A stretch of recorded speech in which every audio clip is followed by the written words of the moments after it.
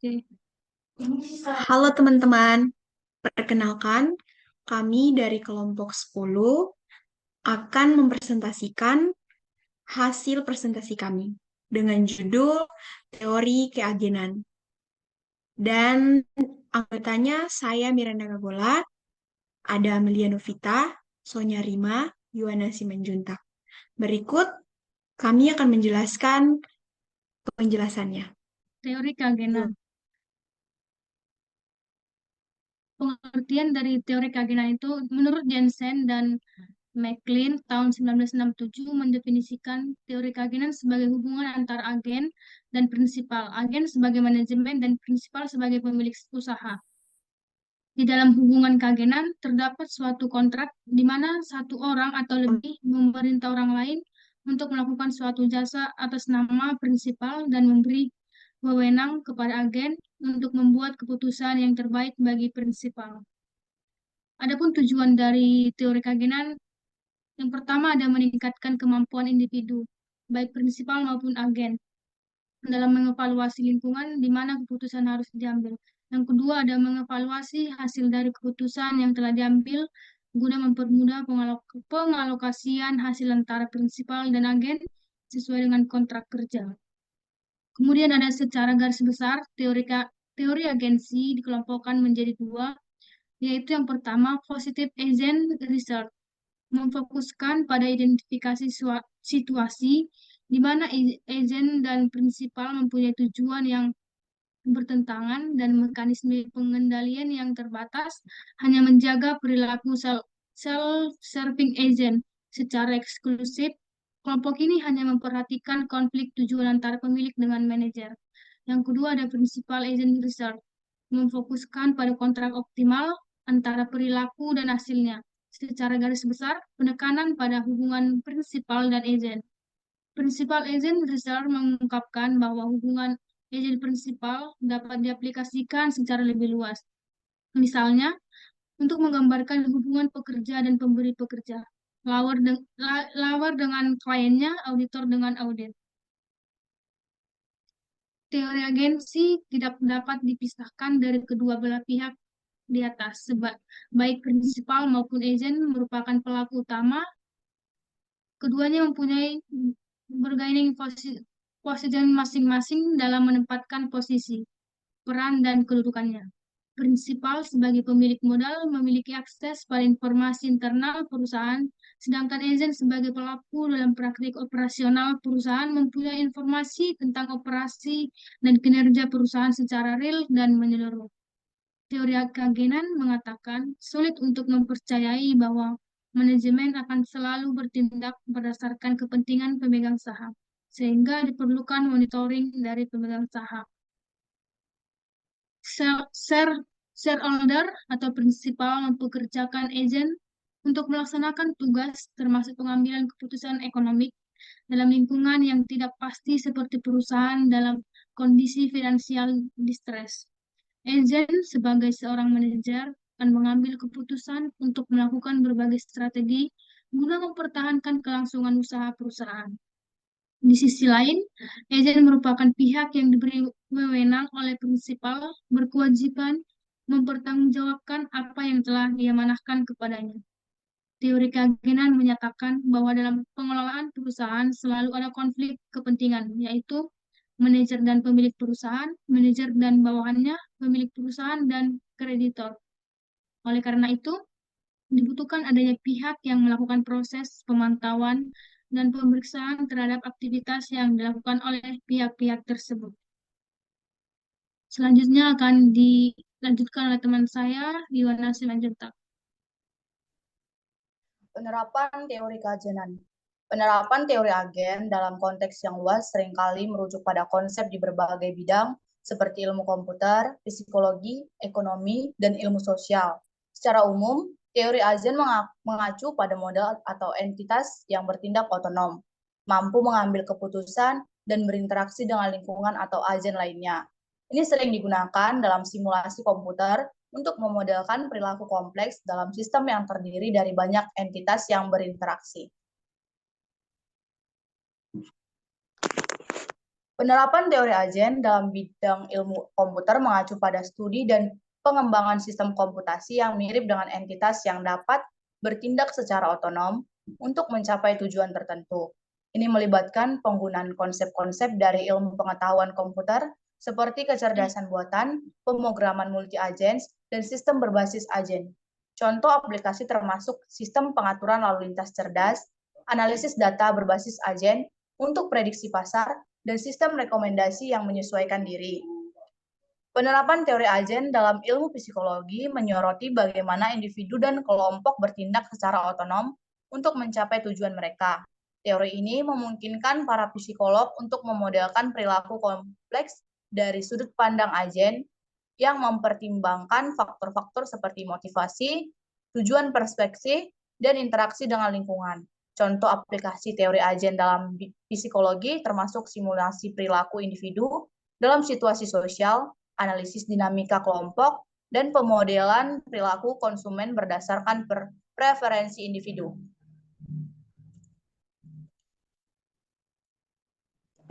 Penerapan teori keagenan dalam ekonomi mengacu pada hubungan antara prinsipal, pemilik aset atau pihak yang menugaskan tugas, dan agen atau pihak yang bertindak atas nama prinsipal. Teori ini mempelajari bagaimana kontrak, insentif, dan mekanisme pengawasan dapat dirancang untuk mengurangi konflik kepentingan antara prinsipal dan agen, serta untuk mendorong agen untuk bertindak sesuai dengan kepentingan prinsipal. Contoh aplikasi teori keagenan dalam ekonomi meliputi perusahaan yang mengontrak manajer, lembaga keuangan yang menyalurkan dana investor, dan situasi di mana pemegang saham mempercayakan keputusan kepada dewan direksi. Penerapan teori keagenan dalam ilmu sosial memfokuskan pada hubungan antara individu atau kelompok yang bertindak sebagai agen dan entitas yang mereka wakili atau melayani sebagai prinsipal. Dalam konteks ilmu sosial, teori keagenan digunakan untuk memahami dinamika kekuasaan, otoritas, dan kepercayaan dalam interaksi sosial. Contoh penerapan teori keagenan dalam ilmu sosial. 1. Hubungan pemerintah dan warga negara.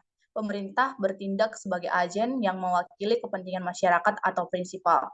Teori keagenan digunakan untuk memahami bagaimana pemerintah memenuhi tugasnya, termasuk pemberian layanan publik dan pengelolaan sumber daya publik dengan mempertimbangkan kepentingan dan harapan warga negara. Yang kedua, organisasi non-profit dan donatur. Organisasi non-profit bertindak sebagai agen yang bertanggung jawab kepada donatur atau prinsipal. Teori keagenan membantu menjelaskan bagaimana organisasi ini mengelola dan melaporkan penggunaan dana, serta memastikan konsistensi antara tujuan organisasi dan harapan donatur. Yang ketiga, hubungan pemilih dan wakil rakyat pemilih. Wakil rakyat. Pemilih sebagai prinsipal memberi mandat kepada wakil rakyat sebagai agen untuk mewakili kepentingan mereka di parlemen atau dalam proses pengambilan keputusan. Teori keagenan membantu memahami bagaimana representasi politik dapat dijalankan dengan baik atau mengalami ketegangan. Yang keempat, konsultasi dan klien. Dalam konteks jasa profesional seperti konsultasi, klien adalah prinsipal yang mempekerjakan agen atau konsultan untuk memberikan layanan atau saran. Teori keagenan digunakan untuk memahami bagaimana konsultan dapat memberikan nilai tambah sesuai dengan harapan dan kepentingan klien. Dengan demikian, penerapan teori keagenan dalam ilmu sosial membantu menganalisis dan merancang struktur dan mekanisme yang memfasilitasi hubungan antara agen dan prinsipal dalam berbagai konteks sosial dan organisasi. Yang selanjutnya akan dilanjutkan oleh teman saya Miranda.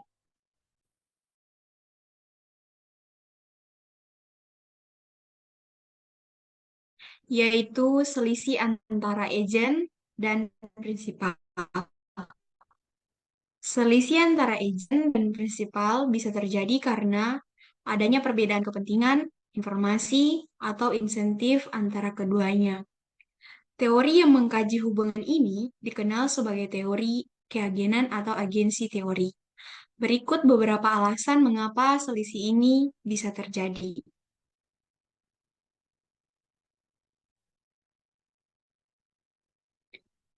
Asimetri informasi. Prinsipal atau pemilik mungkin tidak memiliki informasi yang cukup tentang tindakan yang dilakukan oleh agen atau manajer. Agen memiliki lebih banyak informasi operasional sehari-hari yang tidak dimiliki oleh prinsipal. Perbedaan kepentingannya, agen mungkin memiliki tujuan yang berbeda dengan prinsipal.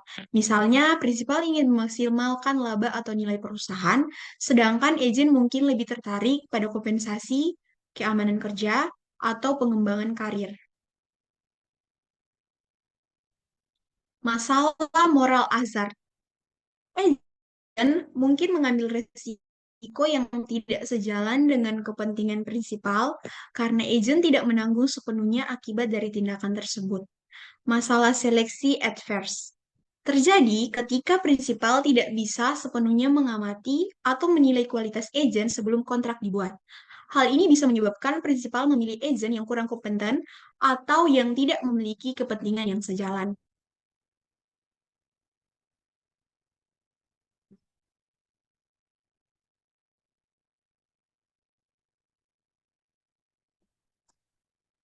Insentif yang tidak selaras. Struktur insentif yang diberikan kepada agen mungkin tidak sepenuhnya selaras dengan kepentingan prinsipal. Misalnya, jika agen diberi bonus berdasarkan ukuran tertentu yang tidak sepenuhnya mencerminkan kinerja yang diinginkan oleh prinsipal, untuk mengurangi selisih atau konflik ini, beberapa langkah yang sering dilakukan adalah yang pertama, penyelarasan insentif. Membuat struktur insentif yang lebih selaras dengan tujuan prinsipal. Kemudian ada monitoring dan pengawasan. Meningkatkan mekanisme pengawasan dan pelaporan untuk mengurangi asimetri informasi. Kemudian ada kontrak yang jelas. Menyusun kontrak yang mencakup klausul tentang tugas, tanggung jawab, dan insentif secara jelas. Kemudian ada penggunaan mekanisme pasar. Misalnya, penggunaan pasar modal untuk mengontrol tindakan agen melalui harga saham dan reaksi pasar. Dengan memahami dan mengelola perbedaan ini, hubungan antara agen dan prinsipal dapat menjadi lebih efektif dan efisien. Kemudian akan dilanjutkan oleh teman saya, Sonya. Yang berikutnya ada contoh kasus. Pada tahun 2001 adanya dugaan insider trading atas saham PT Bank Sentral Asia. Insider trading adalah salah satu perilaku buruk yang dilakukan orang dalam PT BCA pada proses transaksi saham. Ini terlihat dalam bentuk gejolak di dalam transaksi dan pergerakan harga saham bank tersebut menjelang rencana divestasi. Diduga hal ini berhubungan dengan adanya pihak manajemen yang mengetahui serta memanfaatkan momentum penjualan saham kepada investor. Strategi untuk keuntungan dengan memanipulasi informasi.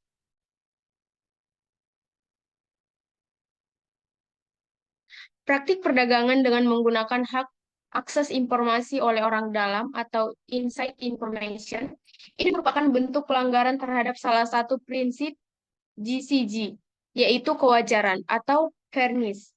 Contoh lainnya adalah terungkapnya kasus markup laporan keuangan PT Kimia Farma yang overstate, yaitu adanya penggelembungan laba bersih tahunan senilai 32,668 miliar.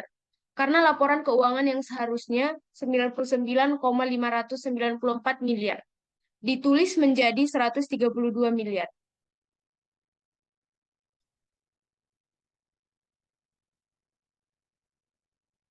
Kasus ini melibatkan sebuah kantor akuntan publik atau KAP yang menjadi auditor perusahaan tersebut ke pengadilan.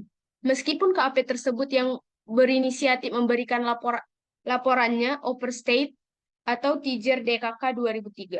Dalam kasus ini terjadi pelanggaran terhadap prinsip pengungkapan yang akurat atau accurate disclosure dan transparansi yang akibatnya sangat merugikan para investor karena laba yang overstate ini telah dijadikan dasar transaksi oleh para investor untuk berbisnis. Dirunut ke belakang, penerapan GCG tidak terlepas dari teori keagenan atau agent theory yang melandasinya yang mengasumsikan adanya konflik kepentingan antara pihak eksekutif atau agent dan pihak pemegang saham atau prinsipal dan stakeholder lainnya.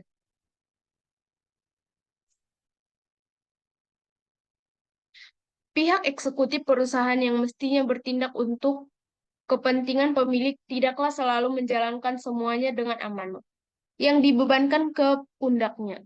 Iming-iming untuk mengambil kesempatan dalam rangka memenuhi kepentingannya sendiri senantiasa datang menggoda. Dalam kondisi seperti itulah GCG hadir. Penerapan GCG diharapkan meningkatkan pengawasan terhadap manajemen untuk mendorong pengambilan keputusan yang efektif, mencegah tindakan oportunistik yang tidak sejalan dengan kepentingan perusahaan, dan mengurangi asimetri informasi antara pihak eksekutif dan para stakeholder perusahaan.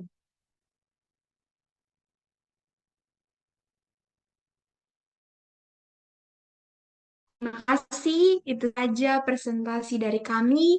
Semoga bermanfaat. Bye-bye.